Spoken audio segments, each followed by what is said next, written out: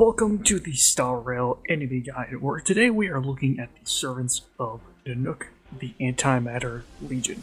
These being one of the first enemies you encounter, they are pretty basic compared to a lot of the other enemies. Baryons and the Arborons, which are the little sphere dudes, they kind of just shoot you in a single target attack, and that's kind of it. The Reavers have a single target attack and an AoE attack, so they have a bit more going on, but they also don't really do much damage, so they're not really much of a threat most of the time. The Desoter is a bit more threatening since he can mark one of your allies to be targeted and also make them take increased damage. So at least in the early game, if you weren't careful, you can just get rushed down and have one of your allies die immediately if you don't target them at first. And they can do a surprising amount of single target damage as well.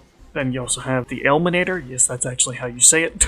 It can be decently threatening, especially if there is multiple of them, since they can apply stacks of detonate on you, which make them do more damage. Though they need to recharge between attacks, which makes them pretty slow and not really much of a threat most of the time after their first attack. Finally, we have the Trampler, who is definitely the most threatening of all of them, since he is the elite enemy of this archetype.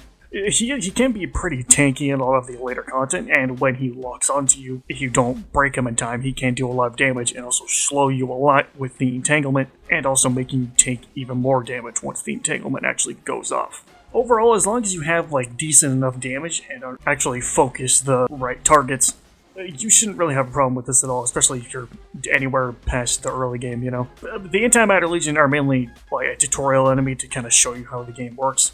And for that, I think they work fairly well, except for one enemy that I didn't talk about, which I will talk about next time.